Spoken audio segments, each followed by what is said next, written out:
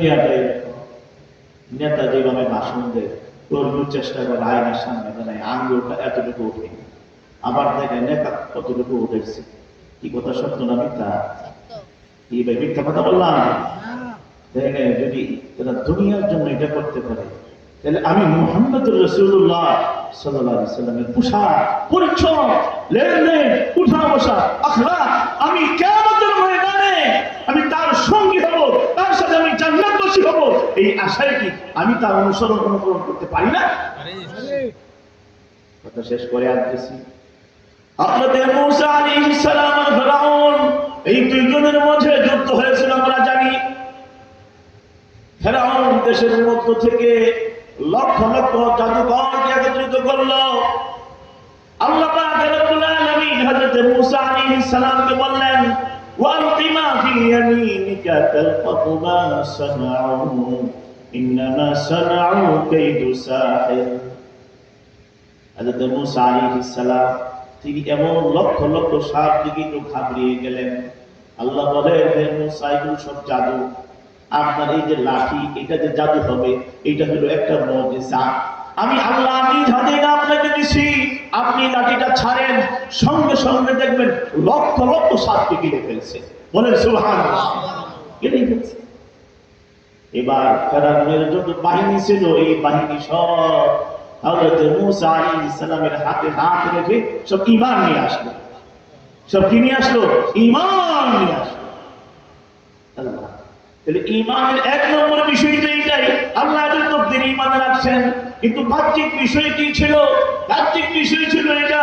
হে আমার ভাইরা, যুবকেরা, যুবতীরা, আমার বোনেরা, বাবারা শুনেন, হযরত মূসা আলাইহিস সালামের মাথায় পাগড়ি ছিল, এইরকম সুন্নতি পোশাক ছিল। ফেরাউনের বাহিনীর যে পোশাক ছিল একই পোশাক। বলেন সুবহানাল্লাহ। একই পোশাক ছিল। আল্লাহ রাব্বুল আলামিনের রহমতের সাগরের মধ্যে ঢেউ উঠে গেছে। তোমাদের পোশাক আমার পয়গম্বরের পোশাক এত কাছাকাছি, তাহলে আমি তোমাদেরকে হেদায়েত দেব না? আল্লাহ সঙ্গে সঙ্গে হেদায়েতের ফয়সালা করে দিলেন। সুবহানাল্লাহ। আল্লাহ, আমি একজন বাবা হিসাবে কি কর্তব্য? আমি আল্লাহওয়ালা হব, আমার সন্তান যেন আল্লাহওয়ালা হয়। খাজা কুতুবউদ্দিন কাজী বখতিয়ার রহমাতুল্লাহি আলাইহি ভারতবর্ষের ইতিহাসে যার নাম একবারে জড়িত হয়ে আছে।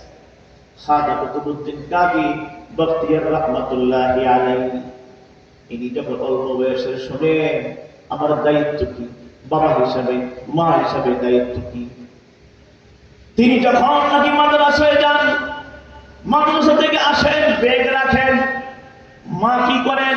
মা বলেন, বাবা যাও ওযু করো, 2 রাকাত নামাজ আদায় করো। 2 রাকাত নামাজ আদায় করে তুমি আগে রুমে যাও, পাশের রুমে যাও, সেখানে গিয়ে দেখো খানা তৈরি আছে। সুবহানাল্লাহ বলেন।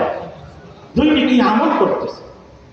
ব্যাগ রাখি, বাচ্চারা তো তাই করে, খানা রেখে রাখতে হয় না, ব্যাগটা এসে দেখেন না, চুরি মানে না, তারপর খুলে আগে খানা ছিল, আগে খানা ছিল।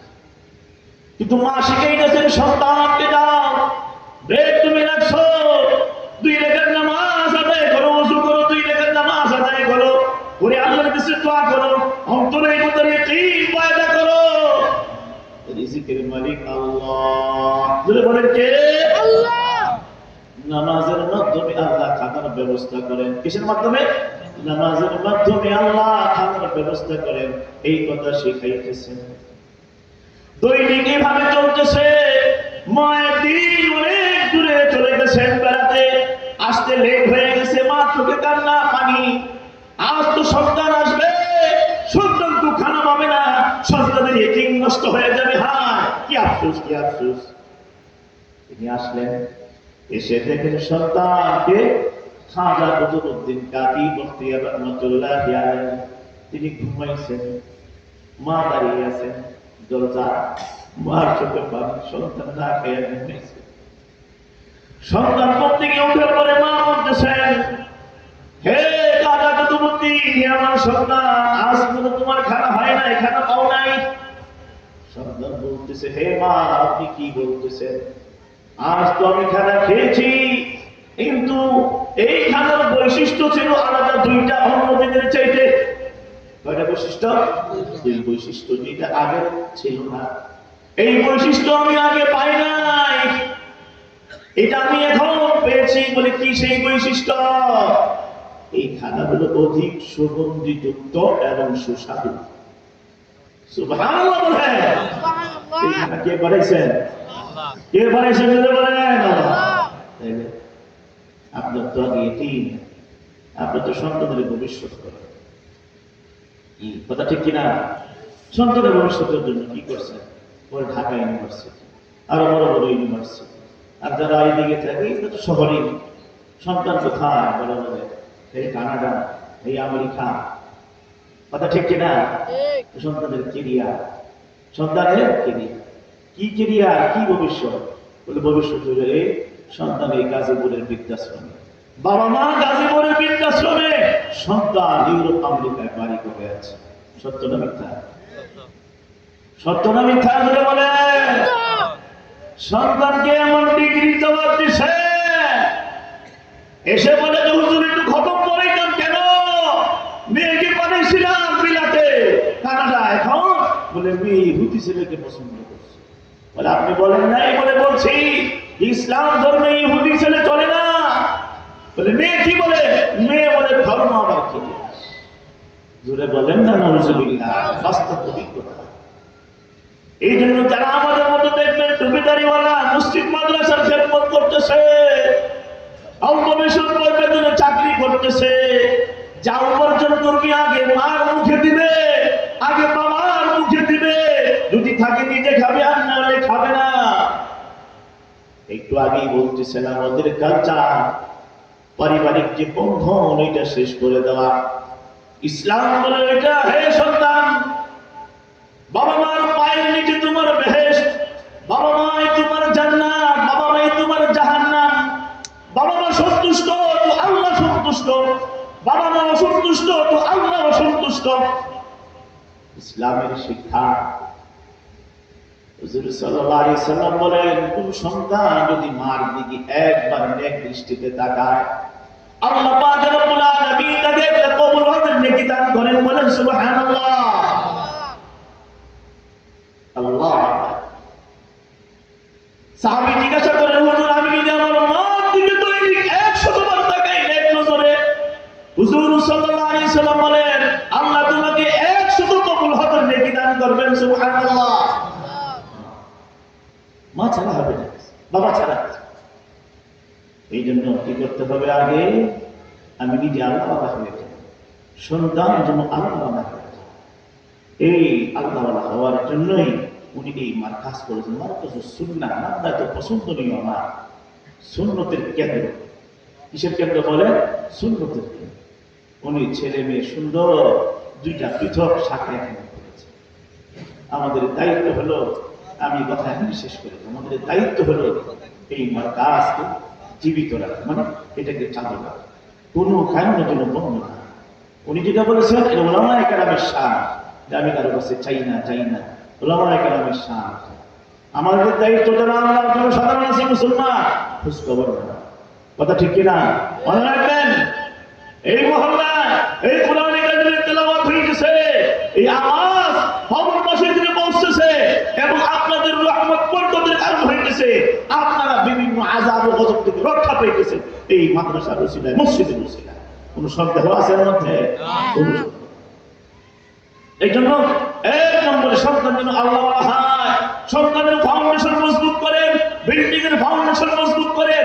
সন্তানকে ডাক্তার বানান, ডক্টর বানান, ইঞ্জিনিয়ার বানান, যাই বানান, আগে ফাউন্ডেশন কোরআনের তালিম তার মধ্যে দেন, আগে মারকাজে সুন্নাহ ভর্তি করেন। কি কথা করবেন কিনা? করবেন কিনা? জন্য গরিব হয়ে যায়। ভবিষ্যৎ কিসের ভবিষ্যৎ? একটু আগে আলাপ করার ভবিষ্যৎ। ভবিষ্যৎ মুসলমানদের ভবিষ্যৎ তো হলো মরণের পরে ভবিষ্যৎ। এর আগে কোন ভবিষ্যৎ আছে? নাই। এর আগে কোন ভবিষ্যৎ আছে? দুই চক্ষু বন্ধ হইল, আপনার ভবিষ্যৎ শুরু হইল। এবার চিন্তা করেন, আপনি ভবিষ্যৎ গাড়ি বাড়ি পাইবেন কি পাইবেন? জান্নাতের একবারে দরজার কিনারায় ঠিকানা হইব কি হইব না চিন্তা করেন। ভবিষ্যৎ চিন্তা করেন। সন্তানের গাড়ি বাড়ি লাভ করে চিন্তা করতেছে, একটু দিলকে জিজ্ঞাসা করেন, এখন জিজ্ঞাসা করেন, আমি যদি এখন চলে যাই দুনিয়া থেকে, সন্তানকে নিয়ে, স্ত্রীকে নিয়ে জান্নাতে একটু জায়গা পাইবো, এমন কোন আমল আমি করছি কি করছি না? এখন নিজের অন্তরকে জিজ্ঞাসা করেন। দেখেন কি প্রশ্ন আছে, দেখেন কি প্রশ্ন আছে, কিসের ভবিষ্যৎ, কিসের ক্যারিয়ার? মুসলমানদের ক্যারিয়ার ভবিষ্যৎ, ইন্তেকালের পরে মৃত্যুর পরে ভবিষ্যৎ শুরু। কথা শেষ করে উনি তো চাইবে না, বলে গেছে প্রধানমন্ত্রী আমরা তার সাথে।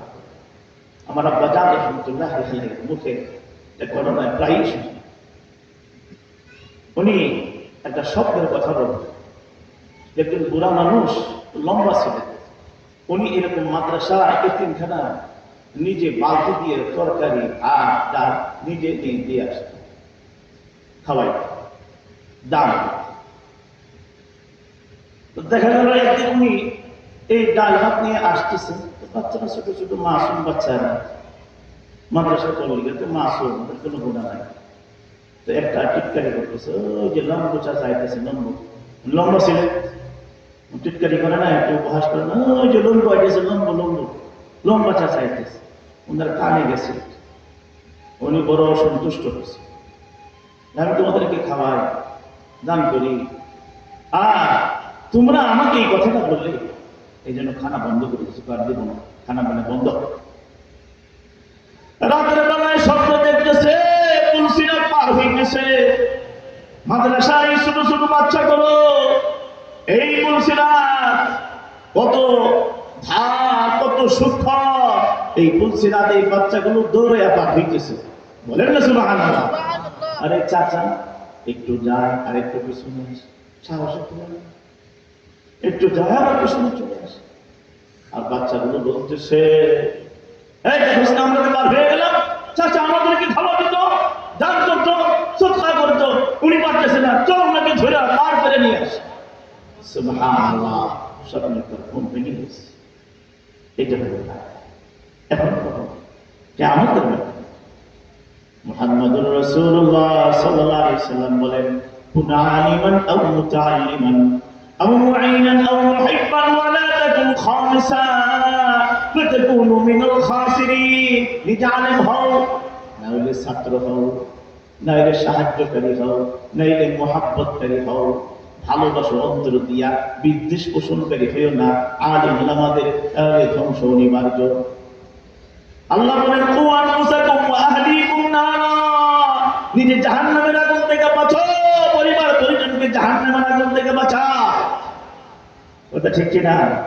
জাহান্নাম থেকে বাঁচাইবা একটা কেন্দ্র, মারকাজ হইল এই মারকাজুস সুন্নাহ। এই মারকাজুস সুন্নাহ, এইটার জন্য দিন দিন উন্নতি হয়, সামনের দিকে অগ্রসর হইয়া যায়, এটা যেন সামনের দিকে যায়। মাশাআল্লাহ, ওনার দেখলাম অত্যন্ত সুন্দর লাগলো আমার কাছে।